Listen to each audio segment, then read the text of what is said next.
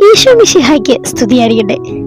ആരാധന, പ്രാർത്ഥന അല്ലെങ്കിൽ ചില മതപരമായ നിയമങ്ങൾ അനുസരിക്കുന്നത് വഴി മാത്രമാണോ നമുക്ക് ദൈവത്തെ മഹത്വപ്പെടുത്താനാവുക? ദൈവവുമായുള്ള ബന്ധമാണ് സർവപ്രധാനമെന്നത് ശരിയാണ്. എന്നാൽ നാം ഈ ദൈവസ്നേഹത്തെ പ്രതി മറ്റുള്ളവർക്ക് വേണ്ടി എന്ത് ചെയ്തു എന്നതാണ് നമ്മുടെ ജീവിതത്തെ വിധിക്കാനുള്ള പരമമായ മാനദണ്ഡം.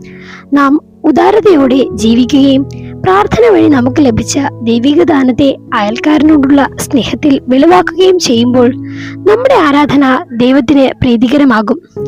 നാം കാരുണ്യത്തിന്റെ വെളിച്ചത്തിൽ എത്രമാത്രം രൂപപ്പെട്ടിട്ടുണ്ടെന്ന് വിധിക്കുകയാണ് നമ്മുടെ പ്രാർത്ഥന യഥാർത്ഥമാണോ എന്ന് തിരിച്ചറിയേണ്ട ഏറ്റവും നല്ല മാർഗം. കരുണ സഭാജീവിതത്തിന്റെ അടിസ്ഥാനമാണ്. നീതിയുടെ പൂർണ്ണതയും ദൈവത്തെക്കുറിച്ചുള്ള സത്യത്തിന്റെ ഏറ്റവും ശോഭയാർന്ന ആവിഷ്കാരവുമാണ് കരുണ. കരുണ സ്വർഗത്തിന്റെ താക്കോലാണെന്ന് ഫ്രാൻസിസ് പാപ്പ ഇതിലൂടെ ഉറപ്പിച്ചു പറയുന്നു. നമുക്കും ചുറ്റുമുള്ളവരോട് കരുണയുള്ളവരായിരിക്കാം. കരുണ ജീവിതത്തിന്റെ ശീലമാക്കുന്നതിലൂടെ നമുക്കും ദൈവത്തിന് പ്രീതികരവും സ്വീകാര്യവുമായ ബലിയർപ്പിക്കാം. ദൈവം നമ്മെ അനുഗ്രഹിക്കട്ടെ.